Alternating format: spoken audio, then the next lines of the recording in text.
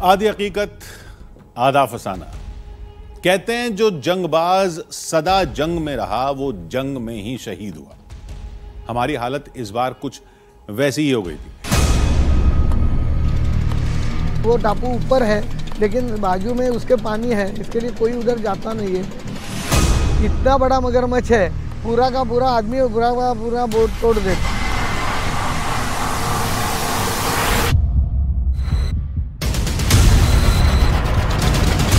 पानी इस वक्त कम है, बड़ी बोट आगे नहीं बढ़ सकती और छोटी बोट से हमें जाना होगा।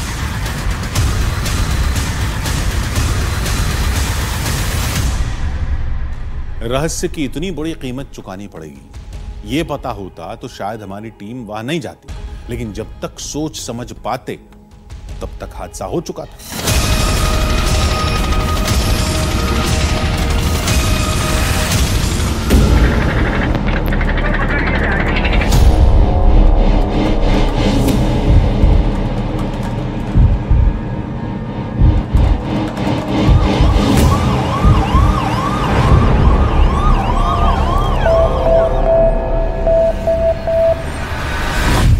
तो ऐसा ना हो जाए कि हार्ट को इंजरी हो, कोई एक रिब फ्रैक्चर होगा। जिस तरह से उनको इतना पेन है, अगर रिब फ्रैक्चर होगा, इनका जो लेफ्ट साइड का हिस्सा है कार्डियक डैमेज हुआ है।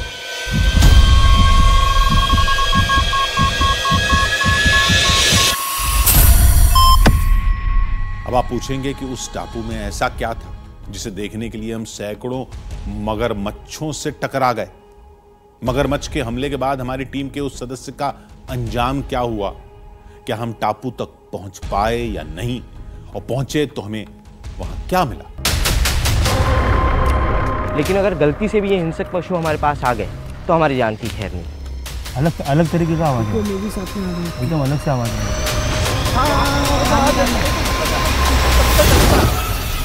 देखते जाइए, क्योंकि इस बात की तो गारंटी है कि इतना रोमांच, इतना खौफ, इतने बड़े रहस्य को आपने आज तक न महसूस किया होगा, न कभी किसी टीवी चैनल पर देखा होगा।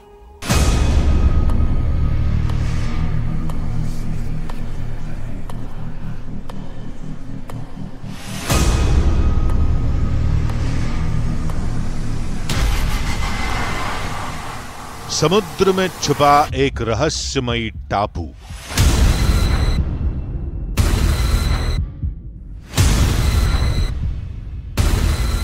और टापू से जुड़ी कई हैरत अंगेज और खौफनाक कहानियां।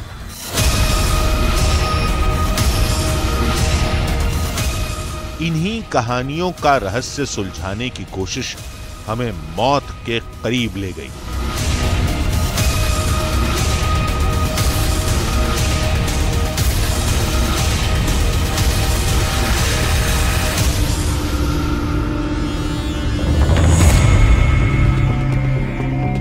हम सागर किनारे बसे एक गांव में गए। दिवा टापू की पूरी कहानी इन गांव वालों को जरूर पता होगी। दादा, हम लोग दिल्ली से आए हैं। एक शो चलता है न्यूज़ 18 इंडिया चैनल पर, आधी हकीकत आधा फसाना। अच्छा, वो देखते हैं हम लोग। हाँ। अच्छा, वो देखते हैं आप? हाँ। रहस्यमयी जगहों को जो हाँ, ढूंढते हैं हम। जी जी जी। तो उस शो के लिए हम लोगों ने दीवा बेट के बारे में कहानी सुनी थी। वहाँ पे एक राजा था, उसका पूरा परिवार था, उसकी पत्नी थी, उसकी सेना थी, हजारों से उसकी सेना थी उसके पास, और उसके पास कुछ खजाना था उधर वहाँ पे। उसके पास कोई खजाना था, तो खजाने के कारण सेनापति ने ना वो पूरे सेना और वो राजा को, उसका प्रजा को, सबको मार दिया। राजा का जो पत्नी है उसने श्राप दिया उसको, सेनापति को, खजाने के लिए तूने हमारा हत्या किया है, लेकिन इसका तुझे भी फायदा नहीं होगा। यहाँ पे तू रहेगा और यहाँ से बाहर जाएगा नहीं सकता है तू। बाद में कोई सुनामी आया, उसमें वो जो सेनापति और सब कुछ पानी के नीचे गया। अच्छा, वो पूरा टापू नीचे गया, और अभी वो टापू ऊपर है लेकिन बाजू में उसके पानी है, इसके लिए कोई उधर जाता नहीं है। हमने लोगों से कहा कि टापू में खजाना है, इस बात का सबूत क्या है? राजा या किले रहते हैं, वहाँ पे जो पत्थर रहता है, वो पत्थर के ऊपर डिजाइन वगैरह ऐसा कुछ रहता है। देखो वही टाइप का उधर पत्थर सब, और चौतरा है घर का बनाया हुआ, तो बहुत राजघराने का जैसे, मतलब उसमें कुछ लिखा भी है, लेकिन वो पढ़ नहीं सकते अपन, कौन सा लिपि है मालूम नहीं। अभी देखो खजाना तो कहाँ है इसका तो पता नहीं है, हाँ। लेकिन उसमें कुछ खजाना था। और वो नीचे भी वो जो पहाड़ है वो पहाड़ है वो उस टाइम पे वो नीचे गड़ गई, ये तो बात पक्की है। हमने कहा जब खजाने की इतनी जानकारी है तो खुद जाकर क्यों नहीं निकाल लिया? एक बार गए थे 10-12 आदमी, उस टाइम पे क्या हुआ, वो लो टाइड था और अच्छा, समुद्र में हाई टाइड लो टाइड जो हाँ होता है वो लो टाइड था खाड़ी में। हाँ, ऐसा मेरे एक गर्दन के ऊपर इधर पानी था और उस टाइम पे उधर नीचे पानी में मगर थी। मगर के ऊपर है ना पाव दिखाई नहीं दिया मेरे को। हाँ। मेरे को खुद को उसके ऊपर से मैं उल्टा हो गया। उसका ऊपर जो कवच होता है हाँ। वो लोखंड के जैसा कड़क होता है एकदम। अच्छा, मजबूत एकदम नुकीला होता है हाँ, वो, धार वाला रहता है वो। हाँ। तो उसके ऊपर से मैं उल्टा हो गया, गिर गया मैं। अच्छा, उसको चारों तरफ वो मगर होती है, ऐसा कि उसका कोई अच्छा। ठिकाना नहीं बोल सकते। अच्छा, चारों तरफ मगरमच्छ है। होती है। आदमी मर गए सेनापति के साथ, हाँ। वो उधर उनके आत्मा है, हाँ। आत्मा है जो वो उधर रहते हैं। और वो जो कोई दिन में जाता है वो कोई आता है, जो रात में जाता है वो कोई आता नहीं है।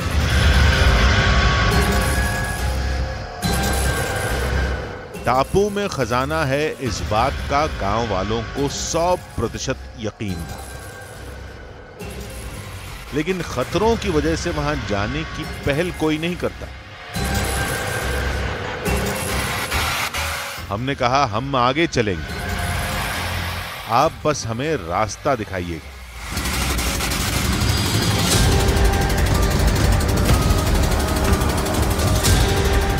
हमें समुद्र की गहराई में अनगिनत खतरों से मुकाबला करके रहस्य सुलझाना था। आज तक किसी ने ऐसी कोशिश करने की हिम्मत नहीं की थी।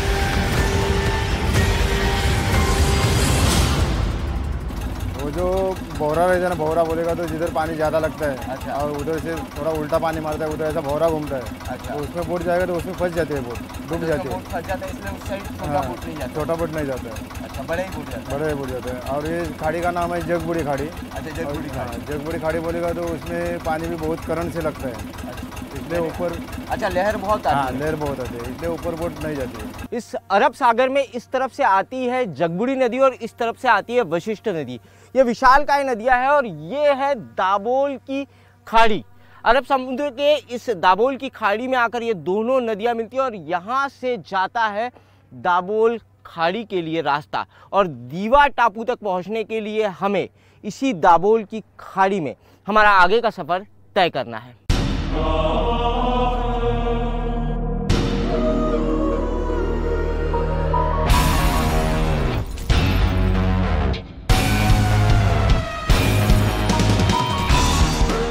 रास्ते में हमें कुदरत की खूबसूरती का एक नायाब नगीना दिखा। पानी के बीच बसा एक जंगल, वाकई अद्भुत। हमें जमीन पर ये नजारे कहां देखने को मिलते हैं।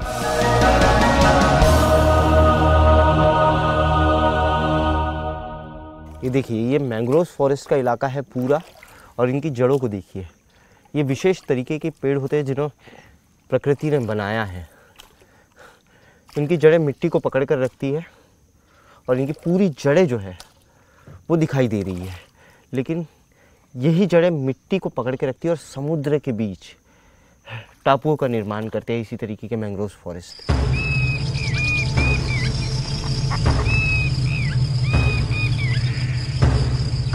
कुछ घंटों के सफर के बाद दिवा टापू आंखों के सामने था।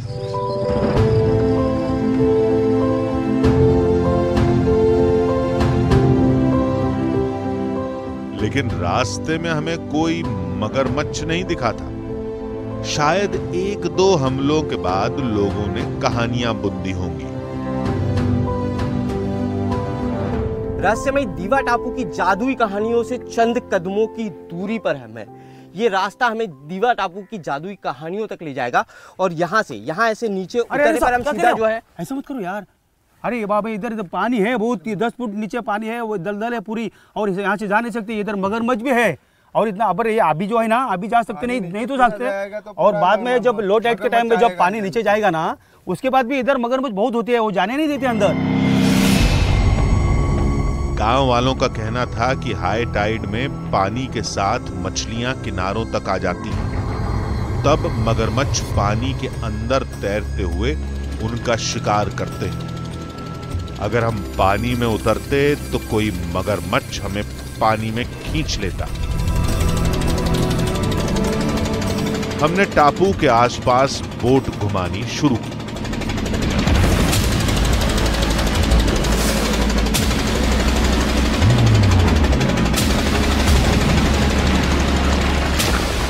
कुछ घंटे बाद जब पानी थोड़ा कम हुआ तो हम फिर वहां पहुंचे।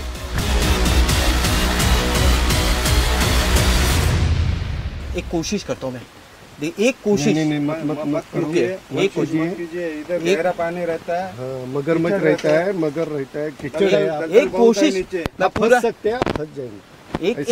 एक कोशिश करते हैं।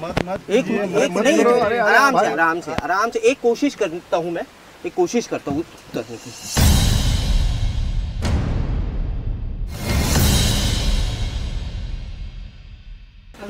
देखिए डूब चुका हूँ मैं। यहाँ करीब जो है पानी बस मेरे छाती के नीचे है, बस पानी मेरे छाती के नीचे है।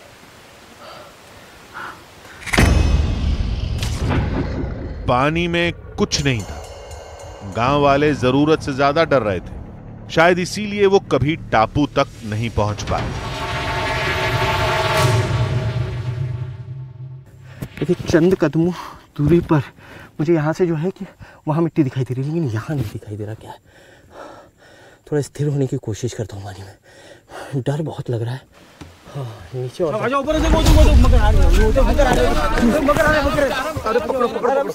मैंने बोला आपको यार मत जाओ ये ऐसा होता है इधर। वो आपको बोल रहे थे इधर मत जाओ, उधर साइड में बैठे रहते हैं, मगर आप सुने नहीं। कहाँ गए इधर से गए, इधर कहते हैं अंदर देखो, दिखाई नहीं। झाड़ियाँ हिल रही थी क्या?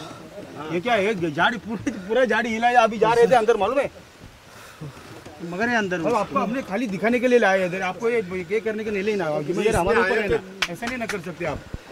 ऐसे क्यों कर रहे हैं, जबरदस्ती मत करो साहब। मत जाओ। ये पीछे ले लो, पीछे काम नहीं साहब, ये पीछे ले लो, मालूम है। देखो कुछ आवाज एक झाड़ियाँ है ना, मैं तो पानी के अंदर था, मुझे अंदर पानी के अंदर समझ में नहीं आया कि क्या था। मौत बेहद करीब से गुजर गई। चंद सेकंड की देर हो जाती तो अनहोनी हो जाती। देखिए ये झाड़ी फिर हिल रही है। देखिए शायद कुछ है इसके अंदर। हाँ, देखिए शायद कुछ है। देखिए कोई जानवर है इसके अंदर शायद, हाँ, जो बाहर निकलने की कोशिश कर रहा है। मैं उस वक्त यहाँ पे था। हो सकता है कि इस टापू पर उतरने की हमारी आहट उन्हें मिल गई हो, और इसी वजह से उसी आहट को पाकर उसने तुरंत यहाँ आने की कोशिश की। उसका शिकार मैं था, लेकिन हो सकता है कि झाड़ियों के बीच में वो फंस गया हो। अब हिम्मत नहीं कि इस पानी के अंदर उतरा जा सके। गलती हमारी थी, इतना जोश नहीं दिखाना चाहिए था। अब और एहतियात बरतनी पड़ेगी। हमने सोचा कि दिवा टापू 350 एकड़ में फैला है। कोई जगह तो होगी जहां मगरमच्छ नहीं होंगे। देखिए जिस अनजान खतरे के बारे में लोगों ने हमें आगाह किया था, देखिए कितनी सैकड़ों मगरमच्छ है, कितनी मगरमच्छ है यहाँ पे। देखिए एक साथ ये देखिए एक साथ कितनी मगरमच्छ है यहाँ पर, एक साथ। वो देखिए ये दीवा टापू के पीछे वाला रास्ता है, ये दीवा टापू के पीछे वाला रास्ता है। और यहाँ पर जो है कि यहाँ से हमने कोशिश की। देखिए ये देखिए एक यहाँ बैठी हुई है। देखिए अभी भी एक मगरमच्छ वहाँ पर मौजूद है। वो देखिए एक करीबन 10 से 12 मगरमच्छ एक साथ यहाँ पर ऊपर बैठी हुई थी। वो देखिए वहाँ पर, वो देखिए ये देखिए कितनी मगरमच्छ। ये देखिए कि अगर हम छोटी बोट से यहाँ आते तो हमारी बोट को जो है ना, ये विशालकाय मगरमच्छ हमारी पूरी की पूरी बोट को पलट देती।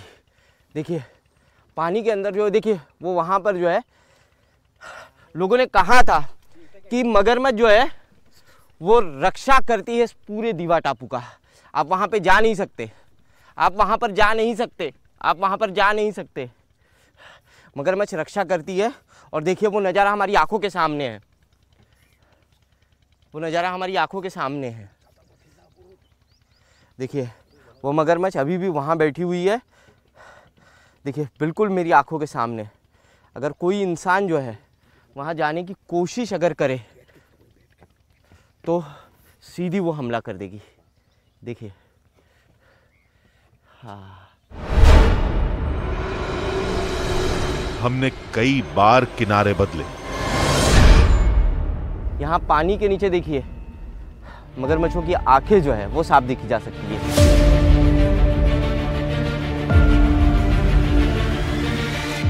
कई बार तरीका बदला, लेकिन हर बार खतरा आंखों के सामने खड़ा हो जाता। अगर छोटी बोट होती ना तो पलटा देते। और देखिए बिल्कुल हमला करने की मूड में इस वक्त है कि आपने बस इस टापू पर नीचे उतरने के लिए कदम रखा और उसने हमला किया। वो इधर से घूमकर देखिए, देखिए इस तरफ से घूमकर वो इसी तरफ आए। यानी देखिए इस तरफ जो है, इस तरफ ये पत्थर है, यहाँ बमुश्किल घुटनों तक पानी होगा। और वहाँ आके देखिए यहीं कहीं वो छुप गई है कि अगर हमने उतरने की कोशिश की और उसने हम पर हमला किया। यहाँ उतरा जा सकता है लेकिन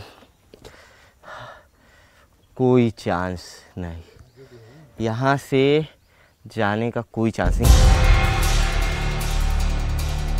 मगरमच्छ चारों तरफ घात लगाए बैठे थे। फिर वो हुआ जो आज तक हमारी टीम के साथ कभी नहीं हुआ था। हमारे इस सफर की कैमरा टीम के मुख्य कैमरामैन प्रणय ने सोचा कि टापू न सही, पानी का ही पास से वीडियो बना लें। लेकिन ये जोश उनकी जिंदगी की सबसे बड़ी भूल बन गया। क्या हुआ?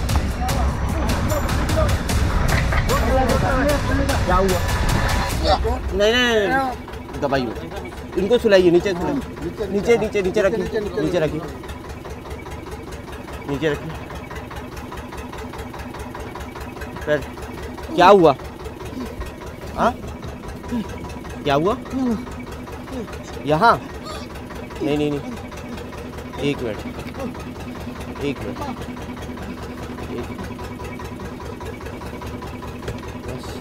पानी एक मिनट। नहीं मत उठाइए, मत उठो। चोट सीने पर लगी थी, दर्द बर्दाश्त के बाहर था। कहीं दिल को नुकसान तो नहीं पहुंचा? ये ख्याल हमारा खौफ बन गया। बस 5 मिनट और हॉस्पिटल हम लोग पहुंचने ही वाले हैं।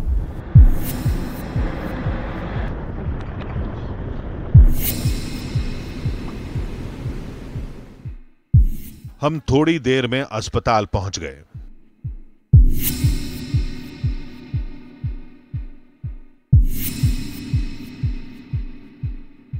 इस हिस्से में, जिस हिस्से में ये बोल रहे हैं कि मुझे दर्द है, तो ये हिस्सा बहुत क्रूशियल है क्योंकि इसके नीचे ही हर्ट है।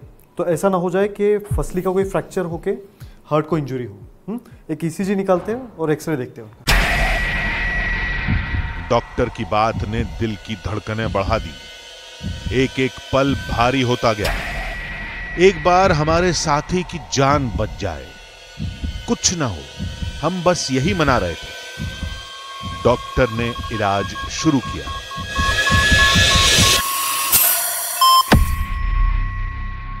ईसीजी में कुछ ज़्यादा कुछ चेंजेस नहीं है।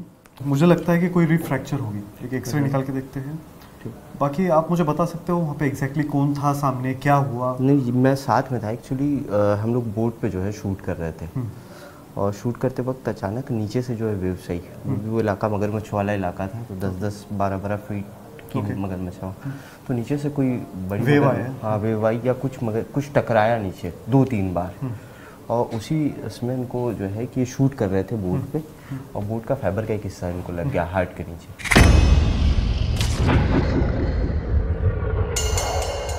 थोड़ी देर में एक्सरे की रिपोर्ट भी आ गई। इनका जो लेफ्ट साइड का हिस्सा है ये 7th रिब है, इसमें एक हेयरलाइन फ्रैक्चर है।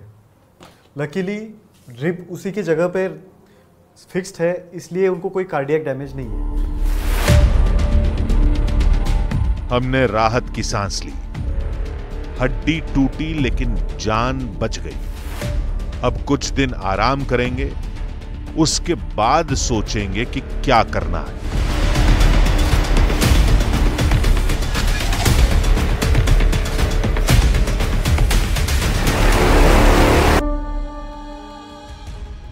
होश में आने के बाद कैमरामैन ने बताया कि जब वो पानी में शूट कर रहा था तब उसे पानी के अंदर से उसकी तरफ आता मगरमच्छ दिखाई दिया और बचने की कोशिश में बोट के किनारे से उसे गंभीर चोट लग गई। ये सब बिजली की तेजी से हुआ था, यानी वो मगरमच्छ के जबड़ों में आने से बाल बाल बचा था। पहले हमने फैसला किया था कि अब और खतरा नहीं उठाएंगे, लौट जाएंगे, लेकिन बाद में हमारा जुनून फिर से खौफ पर हावी हो गया। हमने तय किया कि एक बार फिर टापू पर जाएंगे, लेकिन इस बार हम ज्यादा तैयार होंगे और अधिक एहतियात बरतेंगे।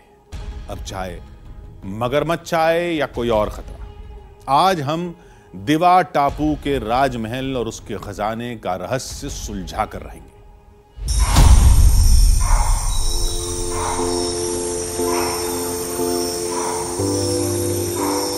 नई सुबह, नई कोशिश।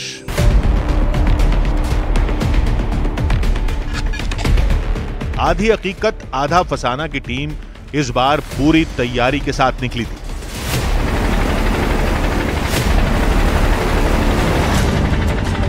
लेकिन आज भी किस्मत हमारे साथ नहीं थी। पहले हमें धुंध ने घेरा,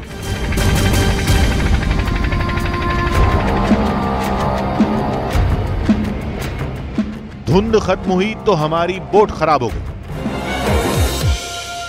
इसमें का थोड़ा प्रॉब्लम निकला है, अब थोड़ा रुकना पड़ेगा। कितना टाइम जाएगा कुछ पता नहीं चलेगा। अभी थोड़ा काम करके देखता हूँ।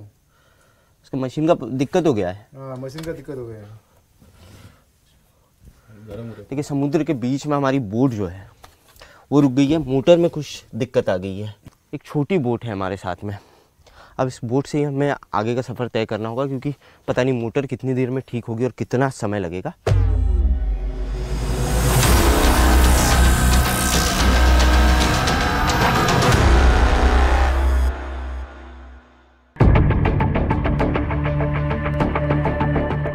छोटी बोट पर मगरमच्छों के हमले का खतरा था और फिर वही हुआ जिसका डर था।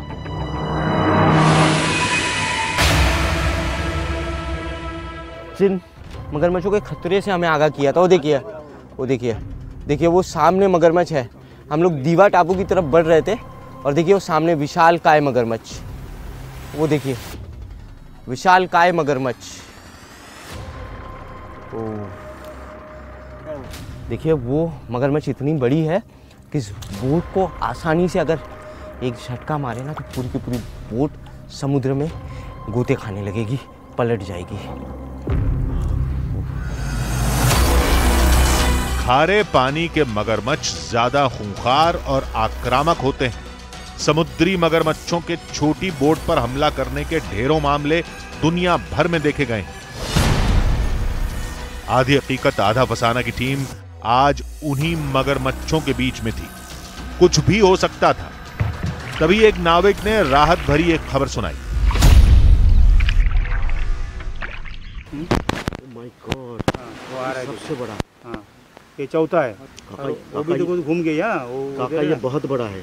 हाँ, वो तैर के जा रही, इसका मतलब है अभी ये भर्ती चल रही है ना, और भर्ती के टाइम की मछली ऊपर आती है ना, तो वो खाने के लिए वो डेट होता है ना, क्योंकि मछली नीचे निकल जाता है ना, तो ये लोग आराम से खाली बैठने का काम करते हैं, सोने का। मगरमच्छ किनारों पर आराम करने जा रहे थे, यानी हमारा सिक्का इस बार चल जाएगा। लेकिन एक बार चेक कर लेते हैं एक एक करके कई मगरमच्छ हमें तट की तरफ जाते दिखे।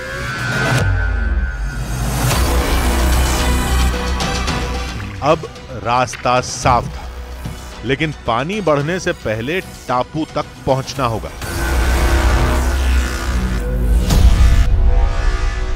कितना समय लगेगा यहाँ से और हो गया 4 घंटे तक जाएगा, 4 साढ़े 4 घंटा। 4 साढ़े 4 घंटे इसी बोट से चलना पड़ेगा। हाँ, है छोटा बोट।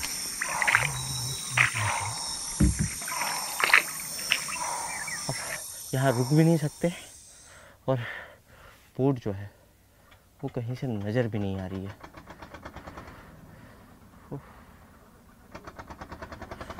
देखिए आवाज आ रहा है बोट का आवाज आ रहा है। वो देखिए वो, हे! हे! बोट बहुत दूर है, अभी बहुत दूर है, पहुंच जाएंगे, लेकिन शायद से हमारी बोट है ये। कुछ घंटों के सफर के बाद हम फिर टापू के सामने थे।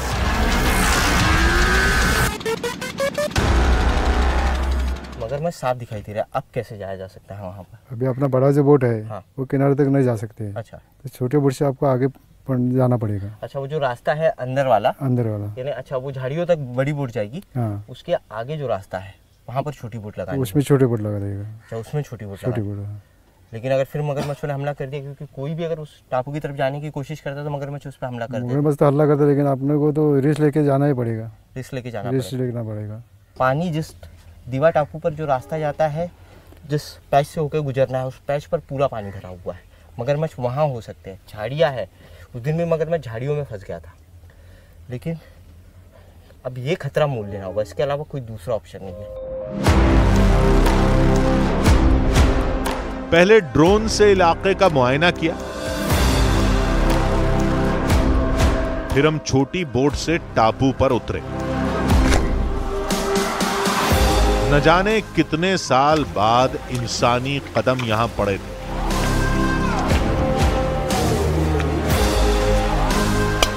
किसी अशुभ घटना से बचने के लिए पहले गांव वालों ने पूजा की। उसके बाद टापू पर चढ़ना शुरू किया। दूर दूर तक पेड़ों और जंगली झाड़ियों के सिवा कुछ नहीं था। क्या हमने यहां आकर गलती कर दी? हम ये सोच ही रहे थे कि तभी कुछ दिखाई दिया। ओह माय गॉड, ये देखिए, ये है रहस्यमय दीवा टापू का राज। कहते हैं इस टापू पर एक राजा, उसका पूरा राजमहल और उसकी पूरी सेना रहा करती थी। ये जल का जो स्रोत आप देख रहे हैं, कोई प्राकृतिक स्रोत नहीं है, ये मैन मेड स्रोत है। ये पानी का स्रोत बनाया गया है, कहते हैं सदियों पुराना है, सैकड़ों हजारों वर्षों पुराना है। इसका कोई ठिकाना नहीं है। ये पहला सबूत दीवा टापू पर पहुंचते ही हमें मिला है। काफ़ी पुराने समय में इस तरीके के कुएं बनाए जाते थे। अब ये कुएं एक छोटी सी आबादी के लिए नहीं बनाए जा सकते, सैकड़ों लोगों के लिए, हजारों लोगों के लिए पानी के इस स्रोत से पानी की आपूर्ति हो सकती है। टापू में किसी राजवंश के होने का ये पहला सबूत था। बावड़ियों में पानी भरा था, इसलिए इनकी गहराई का अंदाजा लगाना मुमकिन नहीं था। अगर हमने नीचे उतरने की कोशिश की और पैर फिसल गया तो हादसा तय है। ये यहाँ से अभी फिसलन है, काई जो है वो यहाँ पर जमी हुई है। मैं कोशिश करता हूँ उतरने की यहाँ से एक बार। ये देखिए, देखिए सीढ़ी जैसा स्ट्रक्चर है यहाँ। ये सीढ़ी है और यहाँ से दूसरी सीढ़ी रही होगी, लेकिन अभी टूट चुकी है। नीचे हो सकता है इसके नीचे और एक बेस हो सीढ़ियों का, जहाँ से स्नान करने के लिए इस स्रोत में, इस कुंड में उतरा जा सकता है। कहते हैं सदियों पहले यहां किसी राजा का राज था, सैकड़ों लोग रहते थे। अगर ऐसा है तो राजा का महल और लोगों के घर भी होंगे। हमने सुरागों की तलाश में टापू के ऊपर चढ़ाई शुरू की।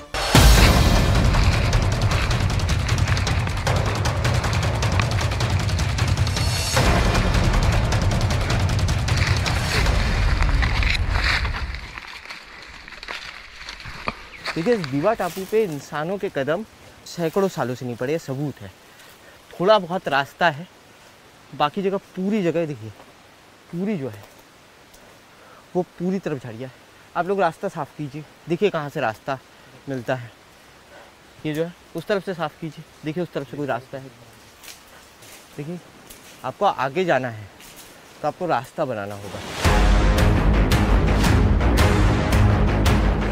यहां तो चारों तरफ सिर्फ जंगली झाड़ियां थी। यहां कभी महल रहा भी होगा तो वो मिट्टी में काफी नीचे दफन हो गया होगा।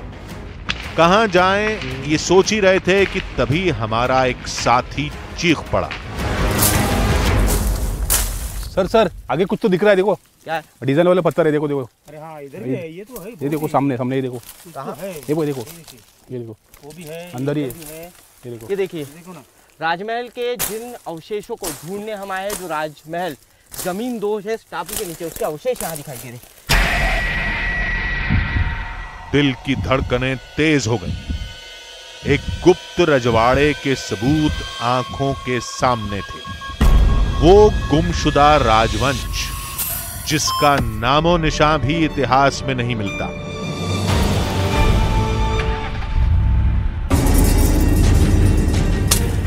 हमने तेजी से आसपास की झाड़ियां हटानी शुरू की।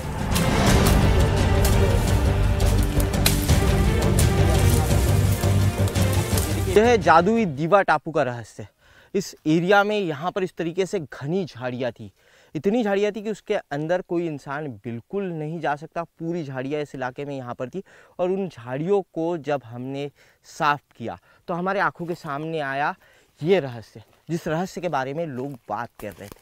यहाँ पे पूरा एक स्ट्रक्चर है राजमहल का, जो पूरी तरीके से ज़मीन दोज हो चुका है, जो ज़मीन के अंदर समा चुका है। इस स्ट्रक्चर को देखिए, ये स्ट्रक्चर मेन गेट का स्ट्रक्चर दिखाई दे रहा है। जैसे ही आप किसी दरवाजे के अंदर घुसते हैं तो उस दरवाजे के ऊपर इस तरीके का स्ट्रक्चर बनाया जाता है। ये काला पत्थर छत्रपति शिवाजी महाराज के समय इस तरीके के काले पत्थर का उपयोग किया जाता था रजवाड़ों को बनाने के लिए, राजमहल को बनाने के लिए। उससे भी पहले का स्ट्रक्चर दिखाई दे रहा है। थोड़ी दूरी पर उस प्राचीन इमारत के कुछ और सबूत दिखाई दिए। ये चबूतरा हमें दिखाई देता है, 3 लेयर में काले पत्थर यहाँ पर दिखाई दे रहे हैं। आगे आइए, यहाँ आइए, ये देखिए, ये जो चबूतरे का स्ट्रक्चर बना हुआ है, ये चबूतरा सीधा जाता है समुद्र की खाड़ी की तरफ। यहाँ से देखिए, ये चबूतरे का स्ट्रक्चर है यहाँ पर, ठीक उसी तरीके का 3 लेयर में चबूतरा है, 1 2 3, और उसके नीचे भी कोई स्ट्रक्चर दिखाई दे रहा है। उसके नीचे भी बहुत बड़ा स्ट्रक्चर है, लेकिन पूरी तरीके से ज़मीन दोष हो चुका है। ये सी फेसिंग है, देखिए पूरा इलाका सी फेसिंग है। ये दाभोल की खाड़ी है, ये सीधे जो जाता है यहाँ पर, ये दाभोल की खाड़ी है। और दाभोल की खाड़ी पर नज़र रखने के लिए यहाँ पर ये चबूतरा बनाया गया होगा। आधी हकीकत आधा फसाना की टीम चंद सुरागों पर भरोसा नहीं करती। अभी और सबूत जुटाएंगे, उसके बाद फैसला करेंगे। हम आगे बढ़े और फिर जो दिखा उसने हमारे होश उड़ा दिए। इस चबूतरे के बगल में यहाँ सामने एक स्ट्रक्चर और दिखाई दे रहा है।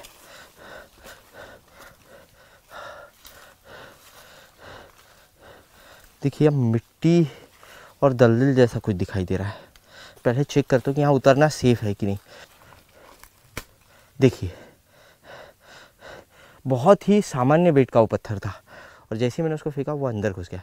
1 मिनट में नीचे आकर देखता हूँ। देखिए, यहाँ एक बेस है, यहाँ सख्त है। मत मत मत मत मत मत मत आदित्य जी, आगे मत जाओ, यहाँ दलदल है। वहाँ से ऊपर हो जाओ। हाँ, ये दिखाई दे यहाँ रहा पर दलदल है। ठीक, अब जा नहीं सकते वहाँ से। ठीक है, देखिए दलदली मिट्टी जो है वो दिखाई दे रही है कि जैसे उसके ऊपर भार पड़ेगा इंसान सीधा उसके अंदर घुस जाएगा। हम सावधानी से आगे बढ़े। यहां एक गलत कदम का मतलब था तय मौत।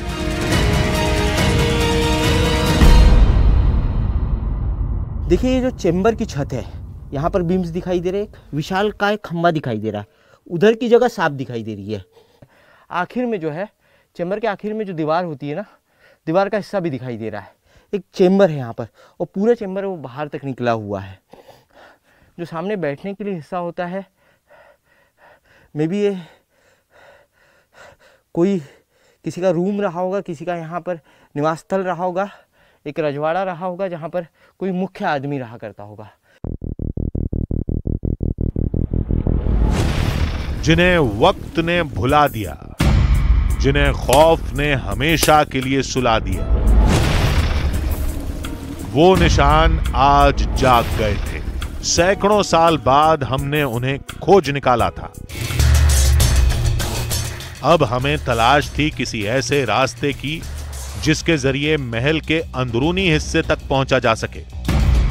इस कोशिश में अंधेरा कब घना हो गया पता ही नहीं चला।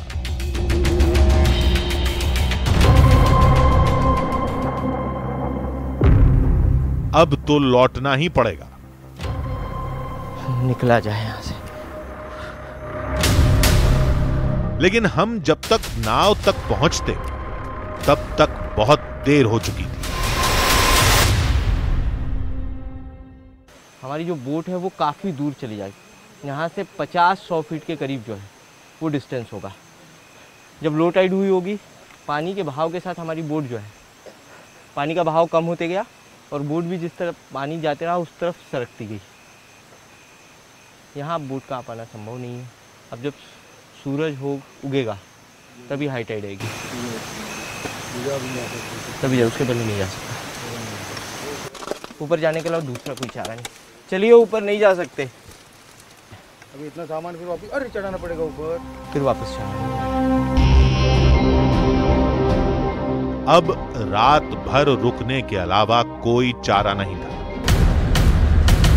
लेकिन आधी हकीकत आधा फसाना की टीम इस मौके का पूरा फायदा उठाएगी। आज रात हम उन भूतों को टक्कर देंगे जिन्हें अंधविश्वास और अफवाहों ने जिंदा किया है।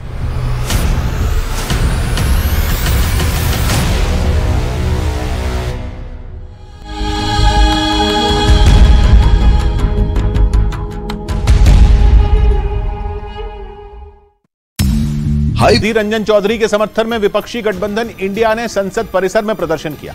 अधीर रंजन चौधरी को एक दिन पहले सदन से सस्पेंड किया गया था और जब तक विशेषाधिकार हनन कमेटी की रिपोर्ट नहीं आती तब तक वो सस्पेंड रहेंगे। उन पर यह एक्शन संसदीय कार्य मंत्री प्रहलाद जोशी की मांग पर लिया गया। लेकिन कांग्रेस समेत विपक्षी गठबंधन इंडिया ने इसके विरोध में प्रदर्शन किया। वो संसद परिसर में इकट्ठा हुए, जिसके बाद उन्होंने वहां बनी अंबेडकर की प्रतिमा तक मार्च निकाला, जिसमें राहुल गांधी सबसे आगे चलते नजर आए। एक दिन पहले अविश्वास प्रस्ताव पर चर्चा के दौरान अधीर रंजन चौधरी ने प्रधानमंत्री पर टिप्पणी की थी, जिसके बाद न केवल उनके बयान को सदन की कार्यवाही से हटा दिया गया था बल्कि उन्हें सस्पेंड भी कर दिया गया। जिसके बाद लोकसभा में अगले दिन की कार्यवाही शुरू होते ही विपक्ष ने हंगामा शुरू कर दिया। मानसून सत्र के आखिरी दिन जैसे ही स्पीकर अपनी चेयर पर बैठे, कांग्रेस समेत विपक्षी सांसद शोर मचाने लगे और उन्होंने अधीर रंजन चौधरी के खिलाफ हुई कार्रवाई का विरोध करना शुरू कर दिया, जिसकी वजह से सदन की कार्यवाही स्थगित करनी पड़ी।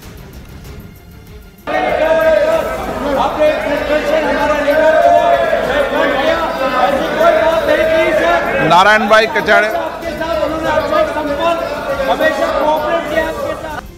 यही नहीं, कांग्रेस ने यह मुद्दा राज्यसभा में भी उठाया, जिस पर वहां भी खूब हंगामा हुआ। वहां यह मुद्दा विपक्ष के नेता मल्लिकार्जुन खड़गे ने उठाया। यही नहीं, उन्होंने पिछली कुछ घटनाओं का जिक्र करते हुए सभापति से हाथ जोड़कर उनका माइक न बंद करने की गुजारिश की और फिर उन्होंने राज्यसभा में विपक्षी सांसदों के सस्पेंड होने और फिर अधीर रंजन चौधरी पर हुई कार्रवाई का जिक्र कर डाला, जिस पर बीजेपी ने आपत्ति जताई और वहां भी अधीर रंजन के सस्पेंड होने के मामले पर शोरगुल होने लगा।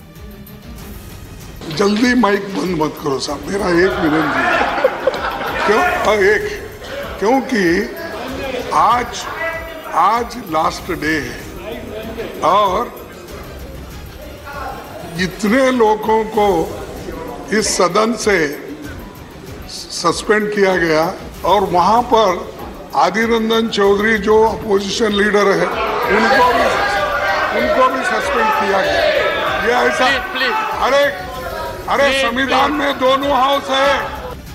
इधर कांग्रेस नेता अधीर रंजन चौधरी के लोकसभा से निलंबित किए जाने पर कोलकाता में भी कांग्रेस कार्यकर्ताओं ने जोरदार प्रदर्शन किया। इस दौरान हजारों की संख्या में सड़क पर उतरे कांग्रेस कार्यकर्ताओं ने हाथ में बैनर पोस्टर लेकर हंगामा किया और केंद्र सरकार के खिलाफ जमकर नारेबाजी की, जिन्हें रोकने के लिए भारी पुलिस बल को तैनात किया गया। इस दौरान प्रदर्शन कर रहे कांग्रेस कार्यकर्ताओं और पुलिस के बीच झड़प भी देखने को मिली, जिसके बाद उग्र प्रदर्शन कर रहे कांग्रेस कार्यकर्ताओं को पुलिस ने बैरिकेड लगाकर रोकने की कोशिश की। प्रोटेस्ट तो करेंगे। अधीर चौधरी जो पीएससी चेयरमैन है, उसको एक चक्रांतों के माफिक सस्पेंड किया गया। लेकिन हंगामा बढ़ता देख पुलिस ने जमीन पर लेटकर प्रदर्शन कर रहे कांग्रेस कार्यकर्ताओं को हिरासत में ले लिया। कांग्रेस नेता अधीर रंजन चौधरी को लोकसभा से निलंबित किए जाने के बाद से ही कांग्रेस देश भर में जगह जगह प्रदर्शन कर रही है। इस बीच राहुल गांधी ने एक दिन पहले सदन में प्रधानमंत्री के भाषण का जिक्र करते हुए उन पर निशाना साधा। उन्होंने बाकायदा एक प्रेस कॉन्फ्रेंस कर तंज कसा कि प्रधानमंत्री ने मणिपुर जैसे संगीन मुद्दे का सदन में मजाक बनाया। राहुल गांधी ने अविश्वास प्रस्ताव के दौरान दिए प्रधानमंत्री के भाषण पर निशाना साधते हुए यह आरोप लगाया कि प्रधानमंत्री ने मणिपुर में हुई हिंसा को गंभीरता से लेने के बजाय उस पर सदन में चुटकुले सुनाए। 2 घंटे 13 मिनट भाषण किया, उसमें अंत में 2 मिनट उन्होंने मणिपुर की बात की। प्रधानमंत्री हंस हंस के बोल रहे थे, मुस्कुरा रहे थे, जोक्स क्रैक कर रहे थे, हंस रहे थे। ये उनको शोभा नहीं देता है। और राहुल गांधी के इन आरोपों का जवाब देने में बीजेपी ने भी बिल्कुल देर नहीं की। बीजेपी की तरफ से अनुराग ठाकुर ने राहुल गांधी पर जोरदार हमला बोला। जैसे राहुल गांधी ने एक दिन पहले सदन में दिए प्रधानमंत्री के भाषण का जिक्र किया, उसी तरह अनुराग ठाकुर ने भी अविश्वास प्रस्ताव के दौरान दिए राहुल गांधी के भाषण को आधार बनाते हुए उन पर हल्ला बोल दिया। बीजेपी ने आरोप लगाया कि राहुल गांधी ने अपने राजनीतिक फायदे के लिए मणिपुर में हुई हिंसा के मुद्दे का इस्तेमाल किया। शर्म आनी चाहिए राहुल गांधी जी आपको कि आप 13 बार लॉन्च होने के बाद भी फेल हो गए और फेलियर के बाद दूसरा फेलियर, और अब इस स्थिति में आप आकर खड़े हो गए कि भारत माता की हत्या की बात करते हो, महिलाओं के साथ हो रहे अत्याचार पर राजनीति करते हो। बड़ी खबर आई उत्तर प्रदेश विधानसभा में मॉनसून सत्र से जुड़ी हुई, जहां सत्र के आखिरी दिन मुख्यमंत्री योगी आदित्यनाथ ने विपक्ष पर जोरदार हमला बोला। उन्होंने डंके की चोट पर ऐलान किया कि 2024 में यूपी में विपक्ष का खाता तक नहीं खुलेगा। वो यही नहीं रुके, उन्होंने अखिलेश यादव और शिवपाल यादव के बीच अनबन की खबरों पर भी तंज कसा और विपक्ष के हमलों का जोरदार अंदाज में जवाब दिया। और उत्तर प्रदेश विधानसभा के मॉनसून सत्र का आखिरी दिन धमाकेदार रहा। राज्य के मुख्यमंत्री ने सत्र के आखिरी दिन विपक्ष के सारे हमलों का जवाब दिया। योगी आदित्यनाथ से ठीक पहले अखिलेश यादव बोले, जिन्होंने विकास, कृषि क्षेत्र और सांडों के मुद्दे पर राज्य सरकार को घेरा, जिनका योगी आदित्यनाथ ने बारी बारी से जवाब भी दिया और अखिलेश यादव पर तंज भी कसा था। उन्होंने इशारों में परिवारवाद का मुद्दा उठाते हुए अखिलेश यादव पर चुटकी ली। जो लोग जन्म से चांदी के चम्मच में खाने के आदी हैं,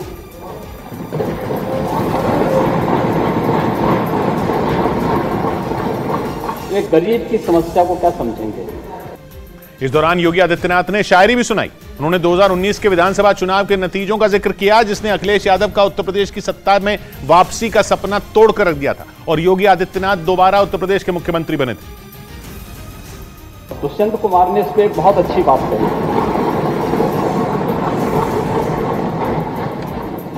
महोदय, दुष्यंत कुमार ने एक बात कही थी कि तुम्हारे पांव के नीचे कोई जमीन नहीं, कमाल यह है फिर भी तुम्हें यकीन नहीं। वहीं अपने भाषण के दौरान उत्तर प्रदेश के मुख्यमंत्री ने समाजवादी पार्टी की अंदरूनी कलह की खबरों का खुलकर जिक्र किया और अखिलेश के सामने ही शिवपाल यादव पर तंज कस दिया, क्योंकि शिवपाल यादव ने अखिलेश से नाराज होकर अलग पार्टी बना ली थी। वो अलग बात है कि बाद में वो पार्टी में वापस आ गए, लेकिन इस दौरान उनके और अखिलेश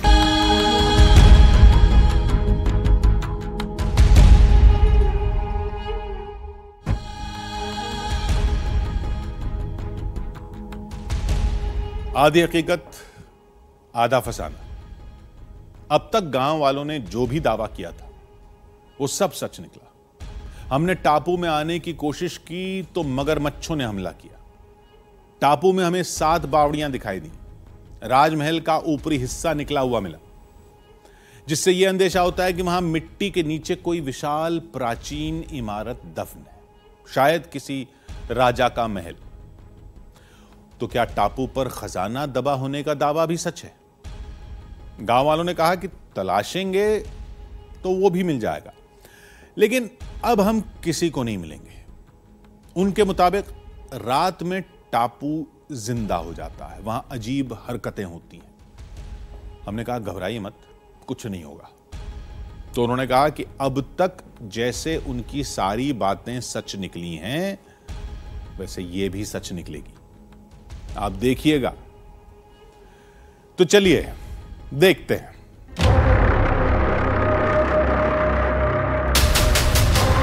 समुद्र के बीच में एक वीरान टापू और उसके शिखर पर रात काटती आधी हकीकत आधा फसाना की टीम और कुछ गांव वाले। अंधेरा आज से ज्यादा कभी घना नहीं लगा था। दरअसल ये दहशत थी जो हम पर हावी हो रही थी। हमारे लिए खतरे का मतलब था जंगली जानवर। इस दिवा टापू पर तेंदुए और जंगली सुअरों की भरमार है। रात का वक्त है और यही वक्त होता है जब वो अपने शिकार के लिए निकलते हैं। हमने चारों तरफ से सर्कल में आग जला रखी है कि अगर कहीं से भी कोई भी हिंसक पशु अगर यहाँ से गुजरे तो वो आग को देखकर हमारे पास ना आए। आत्माओं का तो पता नहीं, लेकिन अगर गलती से भी ये हिंसक पशु हमारे पास आ गए तो हमारी जान की खैर नहीं। लेकिन गांव वालों के लिए खतरे का मतलब था वो आंखें जो अंधेरे में ताक लगाए बैठी थीं।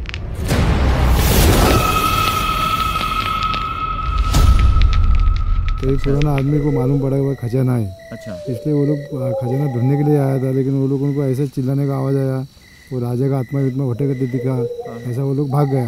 उसके बाद अभी तक इधर कोई भी आया नहीं। अच्छा। ये पहले ही बार अपन आके इधर बैठा है। अच्छा। तो बहुत डर लगता है इधर बैठने के लिए। टापू पे तो कोई आ ही नहीं सकते, उसका डेयरिंग नहीं है। अपन जो डेयरिंग किया वो 10-12 आदमी अपन ने इसलिए डेयरिंग किया आज। वो भी ये घास बीज जाला के इधर बैठे, ये तो इधर तो वैसा डेयरिंग करना भी गलती है अपना। अपन भी बोल नहीं सकते कि अपन इधर से घर पे जाएंगे जब भी, ऐसा अपन बोल नहीं सकते आपने इधर घर पे जाने से क्या होएगा। एरिया तो खतरनाक है, बहुत पुराने साल से ये बात है कि कुछ तो है।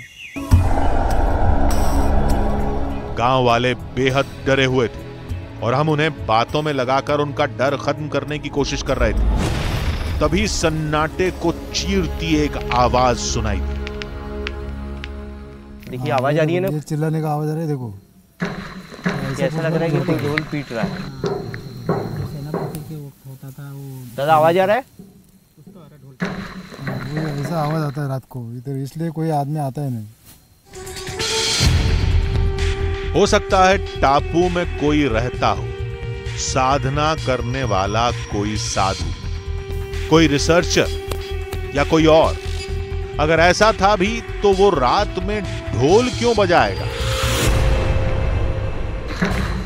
देखिए फिर ये आवाज आ रही है। देखिए इस आवाज को इस तरफ से कोई आवाज आ रही है। हमारी टीम यहाँ बैठी हुई है और इस तरफ से अचानक हम बातचीत ही कर रहे थे कि इस तरफ से कोई आवाज़ आई।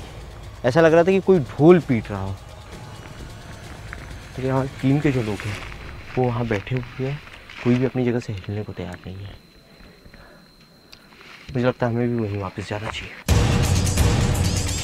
गांव वालों ने कहा कि सैनिकों की आत्माएं ढोल बजाकर लोगों को खजाने से दूर रखती हैं। अनजान आवाज ने गांव वालों को डरा दिया। वो एक दूसरे का हौसला बढ़ाने लगे। डरो मत भाई, डरोगा तो ताप भी बुखार बिकार आता है, डरो मत। पूरा रात निकालने का है। इधर से कुछ तो अभी आया होगा। टापू में ऐतिहासिक धरोहर दफन थी जिसे अंधविश्वास ने दुनिया से दूर रखा था। आधी हकीकत आधा फसाना की टीम की पड़ताल आज सारी अफवाहों को खत्म कर देगी। अलग तरीके का आवाज है, मैं भी साथ में आ रहा हूं। एकदम अलग से आवाज है। ज्यादा आगे मत जाओ, कुछ होगा। कोई गया ना, कोई तो गया, भाग के गया, कोई तो भाग के गया उधर। पत्थर वगैरह गिरने की कुछ आवाज़ है इस साइड से। अरे नहीं पीछे कोई जानवर है, पीछे पीछे पीछे पीछे जानवर है कोई, यहाँ जानवर चल रहा है यहाँ से। जल्दी आग के अंदर ही रहो, आग जली है, आग के अंदर ही रहो। आग के अंदर उसके बाहर मत जाओ। कोई विशाल का जानवर है शायद से जो पत्थरों पर चल रहा है। कोई विशाल का जानवर था और उसके चलने की वजह से पत्थर गिर रहे थे इसी साइड से, और करीब था, बहुत करीब था, बहुत करीब था। आगे मत जा रहे।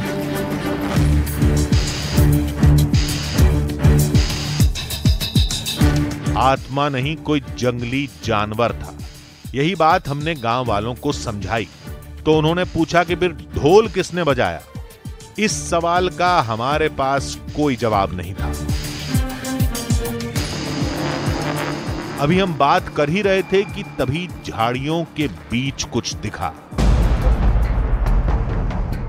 कुछ ऐसा लगा कि कुछ चमका वहां से। वहां पे सामने देखा यहाँ मेरे को भी हल्का सा ऐसा कुछ लगा, कुछ तो चमका।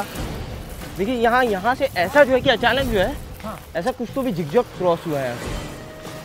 देखिए वो फिर से देखिए, हाँ वही से आगे कुएं की जगह है ना, वो इधर ही है।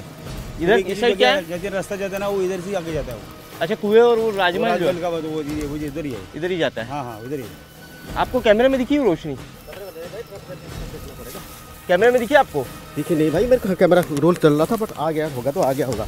आपको नहीं, लेकिन आपको शूट करते हुए कुछ दिखा क्या? नहीं शूट करते हुए कुछ नहीं दिखा। कंफ्यूज करना पड़े, देखना पड़ा रिव्यू में, आ गया होगा आपको। कैमरे की सेटिंग बदली और जैसे ही रिकॉर्डिंग का बटन दबाया, एक अफवाह हकीकत बनकर तस्वीरों में कैद हो गई।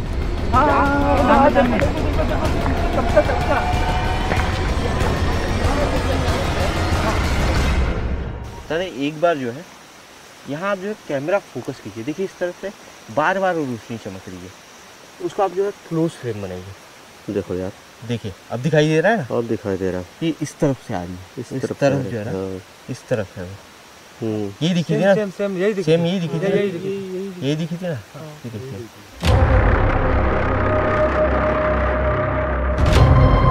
गांव वालों ने कहा ये रोशनी नहीं, आत्माएं हैं। हमने कहा ये समुद्र का रिफ्लेक्शन है। गांव वाले हमारे साथ रोशनी के पीछे जाना नहीं चाहते थे, लेकिन अकेले रहने में भी डर रहे थे, इसलिए वो हमारे साथ चल दिए। रोशनी आई तो आई कहां से और कैसे आई, ये अपने आप में चर्चा। अब जब तक हम नीचे नहीं पहुंच जाते तब तक इस बात का कोई अंदाजा नहीं लगाया जा सकता कि रोशनी आई कहां से थी। और राजमहल जो ज़मीन के नीचे ज़मीन दोज बताया जाता है, जिसके अवशेष मौजूद है, वो भी यहीं पर है। और जो बावड़िया जो पास थी वो भी इसी जगह पे। नीचे उतर के देखते हैं, नीचे उतर के ही समझ में आएगा। वो देखिए फिर वहाँ उस तरफ दिखाई दी। टापू की भूतिया रोशनी का रहस्य चंद पलों में खुलने वाला था। पल पल का वीडियो कैमरा कैद कर रहा था। इसे पूरी दुनिया देखेगी, सोचा तो हमने यही था, लेकिन मंजिल पर जो दिखा उसने हमारे ही होश उड़ा दिए। यहां से बहुत संभल के उतरिएगा। ये देखिए यहाँ से कुछ भी जो है, नीचे कुआं है। हाँ नीचे कुआं है, बहुत समझ। एक मिनट जल्दी आइए, जल्दी आइए। क्या ये देखिए कुछ, ये देखिए यहाँ से जो है ये धुआं निकल रहा है बहुत तेजी से। ये देखिए, ये देखिए। क्या सोचा था और क्या दिखा? अंधेरे में रोशनी कहां गुम हो गई और ये धुआं कहां से आ गया? यहाँ तो नीचे पानी है ना पूरा काका। हमने जब भी देखा था यहाँ तो पूरा, तो ये धुआं कहाँ से निकल रहा है? ये जो है कि ये जो है ये देखिए, ये चट्टान बंद थी जब भी हम लोगों ने शूट किया था ना, तो ये चट्टान बंद थी पूरी, ये पूरी तरीके से बंद थी चट्टान। अभी भी बंद है, अभी भी बंद है। नहीं सुअर गया, कहाँ से गया वो? सुअर कैसे जाएगा? अरे ये देखिए आग भी निकल रही है वहाँ से, वो देखिए देखिए। ओ क्या टापू में कोई और भी था जिसने पहले रोशनी चमकाई, फिर आग जलाकर धुआं उठाया? क्या कोई हमें टापू से भगाने की कोशिश कर रहा था? नीचे उतर कर देखते हैं। अगर आग किसी ने लगाई होगी तो पता चल जाएगा। एक मिनट आजा, रुकिए, मैं नीचे जाकर। नहीं रुको रुको रुको रुको। एक मिनट रुकिए। वो जो किस तरह का वो हुआ है क्या मालूम पकड़ में, जाने तो गैस बीस होगा वो। अरे रुको साहब, क्यों जबरदस्ती कर रहे हो यार तुम? हर बार पहले बार आए वो भी उधर भी ऐसा किया, इधर भी ऐसा, इधर कितना दलदल है, और वो गैस किस तरह का मालूम नहीं अपन को, काय के लिए जबरदस्ती कर रहे हैं? उसको अभी आप उधर जब जबरदस्ती किया तो उसका अंजाम आपको मालूम हो गया ना क्या था। अभी इधर फिर वापिस गिरेंगे तो दलदल है, कुछ गड़बड़ हो तो पकड़ में हमारे ऊपर सब आएगा। चलो आप तकलीफ मत लो, अभी वापिस चलिए। एक कोशिश था यहाँ। नहीं आप देखिए इस तरफ दलदल, आप जबरदस्ती मत करो, हमारे ऊपर सब। अभी रात का टाइम है, कितना बजे अभी मालूम है? इस टाइम पे ये इधर भी जंगल में कुछ घूमते रहना अच्छा नहीं है। चलो आप वापिस चलिए, देखेंगे बाद में क्या करेंगे। गांव वालों की बात मानने के अलावा हमारे पास कोई चारा नहीं था।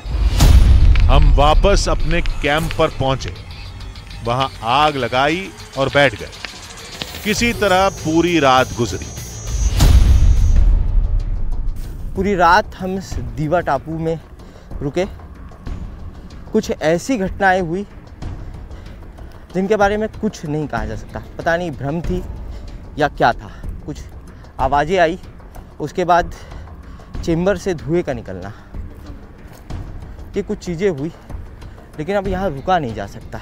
हमारे सारे साथी नीचे जा चुके, हमें भी नीचे चलना होगा।